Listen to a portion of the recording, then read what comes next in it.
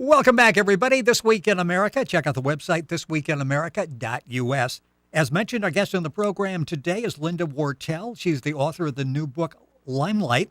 LymeLight is the journey of her 14-year-old daughter, Grace, with Lyme disease, in which she suddenly lost all of her memory. Grace's symptoms of Lyme disease were not readily recognized by the medical community. Not until Grace was seen by Lyme-literate healthcare providers were the symptoms treated. Trusting in God was paramount throughout the journey for Linda and her family. Linda is a registered nurse with 30 years of experience, a master's in nursing science, a PhD in nursing. Currently, she teaches home nursing students, and she is a home health nurse. Linda, welcome to the program. Great to have you with us today. Thank you. The book, again, is called LymeLight, and that's LymeLight. The website is LymeLightBook.com. Let's go back to that day when basically your life changed, back to October 1st of 2009. The day before, you talk about it in the book, was just a normal day. You quizzed your daughter on questions for a science test the night before. It was normal. She went to bed. But when she got up on the morning of the 1st, everything changed dramatically. Talk about that moment. When I woke her up that morning, she was talking, but she was talking like nonsense words. So I didn't know what had happened. I thought I'd woke her up from a dead sleep. So I let her sleep for a few more minutes, woke up. Then suddenly she said she has a headache and she didn't know how to turn on the water faucet. She didn't know how to put on her mascara. So we sat down to have breakfast and she didn't even know how to use a spoon to eat the cereal that was there. So I took her immediately to the emergency room of our local hospital to find out what might have happened.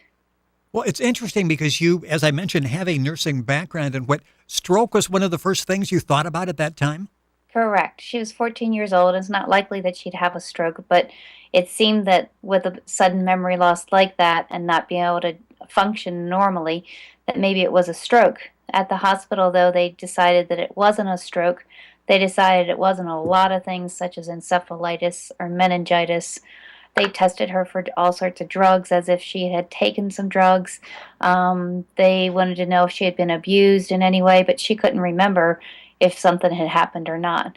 So we kind of met all dead ends at that hospital, and were discharged from there within 6 hours with no answers at all. Linda Wortell, our guest on the program. The book is LymeLight, Lymelight. LymeLightBook.com is the website. The book is available in paperback and ebook at Amazon.com, BarnesandNoble.com, InspiringVoices.com. All that information available at our website, thisweekinamerica.us. Want to talk a little bit about the way she was treated at the hospital. Here's a teenage girl that goes in. She's claiming she doesn't remember everything, but the doctors are sort of like, of course she has to remember something. Right. It was very frustrating because like one nurse would come in and ask her, what's your name, what's your birthday? She doesn't know that information. So each and every time a different healthcare worker came in, they asked the same things. They asked her, questions that she should have known, and she just would stare off into the distance, looking a little bit like a defiant teenager at that point in time. And no one could believe that she didn't know anything. So I don't know exactly what was going through their minds, except that they didn't know what else to say other than there was no physical reason for her to have this memory loss.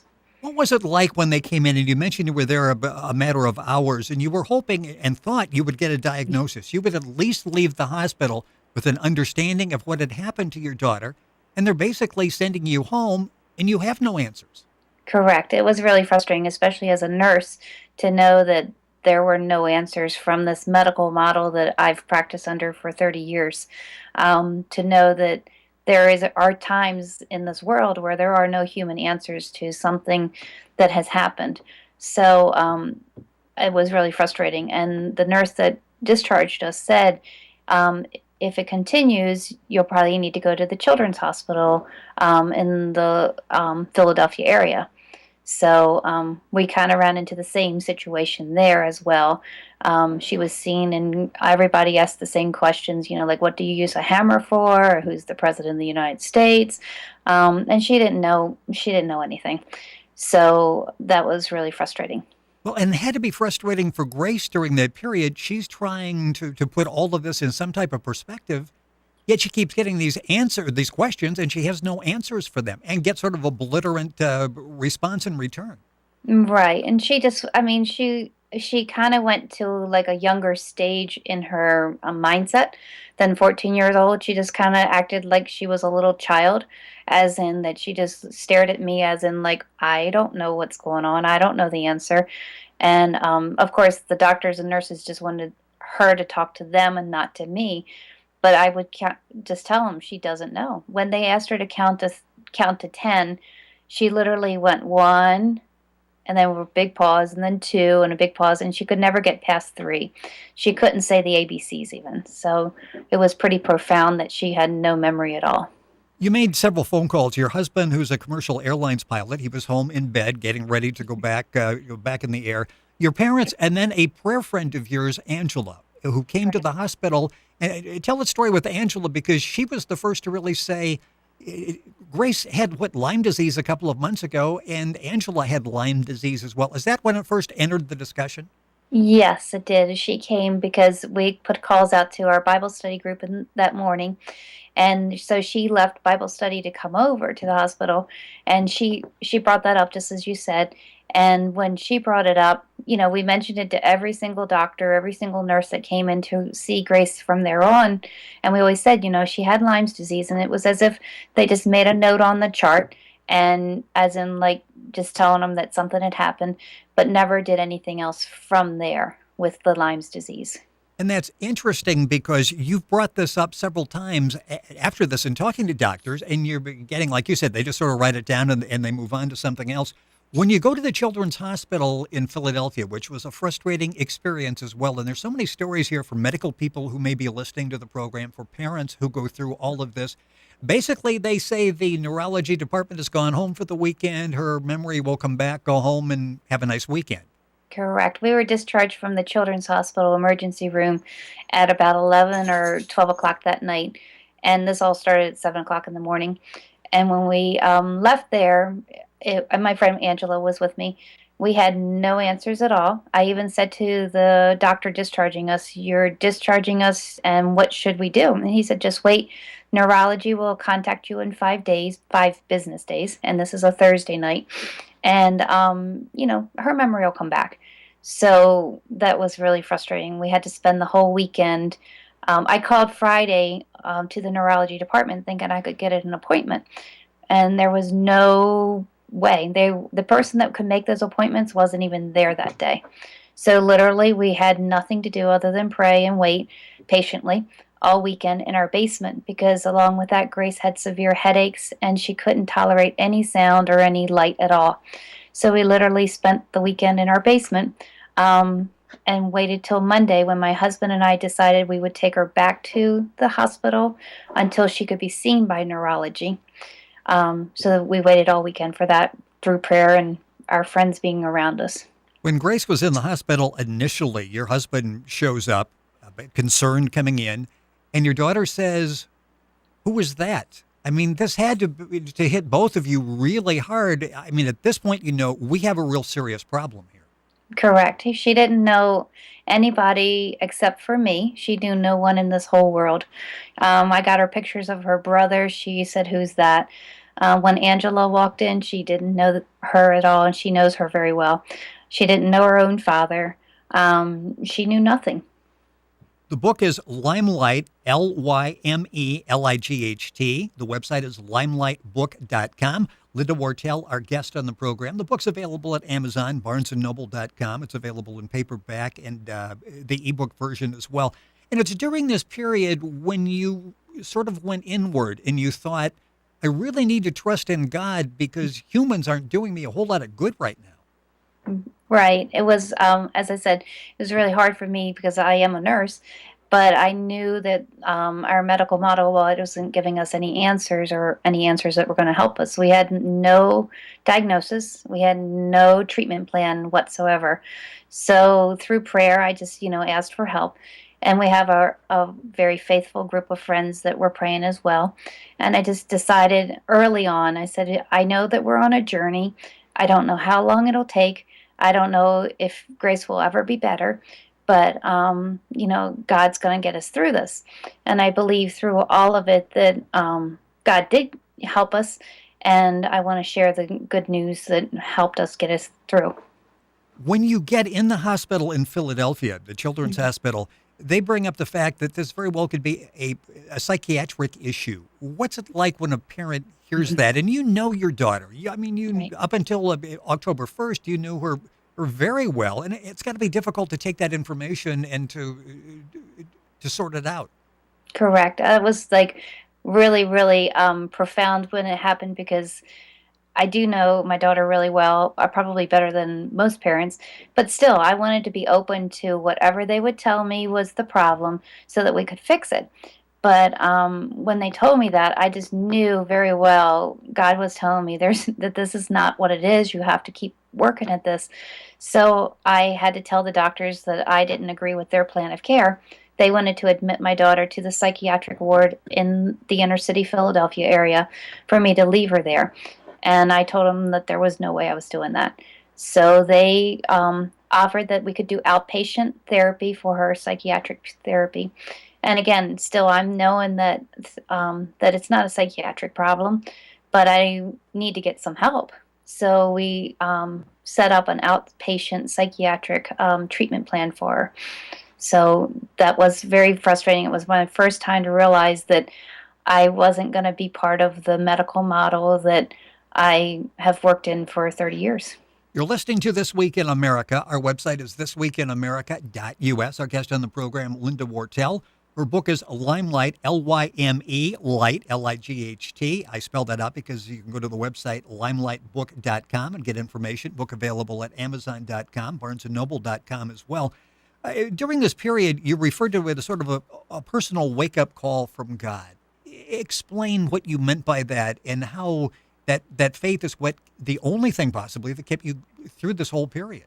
Right. I guess before this time period, I was just a typical American citizen. I mean, very faith-based, but always thinking of like ways that like to help our family, but also to still like have time by myself. However, I realized real quickly that God said, you don't need that time by yourself. You need to be in service to people and you need to be aware of what's going on. So it was a huge wake up call and a great way to learn more about God and what he can do for us through prayers. It was a time to realize like who my real friends are and who would come to my side no matter what. I think before this time period, there were times in my life that I thought, well, I have a few friends, but like what kind of friends do I really have? But it showed me what true friends are, and it showed me how people can come together through prayer and to help each other. And without my friends, there's no way that we could have made it through it. As you mentioned throughout this process, you brought up my daughter had Lyme disease a couple of months before this happened, and it was Right. dismissed at that point. And finally, you come across someone named Mary, who's a physician's assistant. She had suffered at one point from Lyme disease, and this is where things started to change. And we talked about that in the beginning. Sometimes you really need to go to someone that's Lyme educated before they can really diagnose this. Correct. We got to her a month and a half into this memory loss. Up until those 6 weeks, we had no diagnosis still. When we got to her office, she had a survey, and it has this list of symptoms. And one of the things was, have you ever been told that this is all in your mind? And I knew right then and there that this was where we needed to be, and I knew that God had gotten us there in a as best manner as he could, and that that this was going to be our answers. And Mary spent probably about an hour and a half with us. She's in a physician's office with appointments every 10 to 15 minutes, and she spent an hour and a half going through what she thought was going on, why she was so sick, why she lost her memory, and what we could do from there, which involved sending her blood off to a specialized laboratory in California, the only one that tests for tick-borne diseases in our country. It's interesting because the doctor started you then on homeopathic treatments, antibiotics, and Lyme disease rules, which it sounds like Grace still lives by and the family still lives by. Talk Right. about that, because this was not like suddenly you take the antibiotic and come Monday, the memory returns and you're doing fine. This really, you were going in the right direction, correct? But there were ups and downs along the way. Yeah, there were a lot of ups and downs. She said, like there was just different things that we needed to do. The biggest rule is that you have to rest when your body is. Grace's body was totally wrecked by Lyme's disease and other infections at the same time that we found out. So she said, you have to rest like all the time. So that was a big thing, as well as these other things like these bacteria that cause Lyme disease live off of sugar. So in our society, sugar is everywhere, and including in all of our wheat products and our corn products. So we had to change pretty much everything that Grace was allowed to eat. There were things that she did, like to use her skin as a way to draw out the bacteria. So it was baths with Epsom salts to try to bring those bacteria out of her skin or out of her body. So there was just a lot of regimen, and it was not just the medicines that would make the difference. And you sort of balance alternative methods, which you used throughout, with traditional medicine, the type of medicine that you have practiced for Right. nearly 30 years. How difficult is that to balance that? And sometimes you get traditional medicine people that don't like to hear a lot about alternative medicine.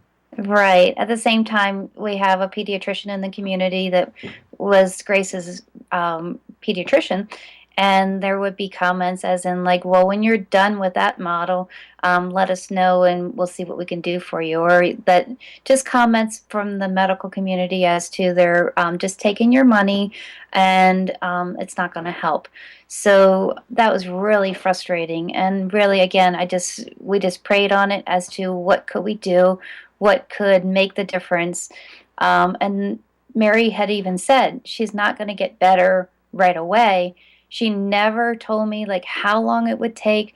She didn't have any idea. She had really never seen anybody lose their memory like Grace had lost it. So it was just a matter of just being diligent and consistent in our behaviors with her. You describe it as a chronic condition. How is Grace doing today? Actually, she's doing great. She's 19 years old, away at school as a freshman, and she's actually happier and healthier than she's ever been in her life. The book is LymeLight, LymeLight, LymeLight. Information available at Linda's website, which is limelightbook.com.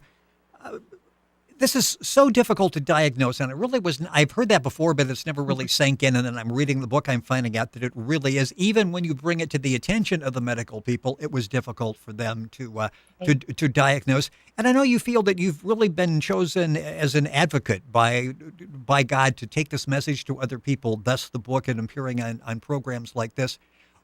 What should parents look for? What are the symptoms for Lyme disease? Well, they can vary, which is probably one of the hardest things.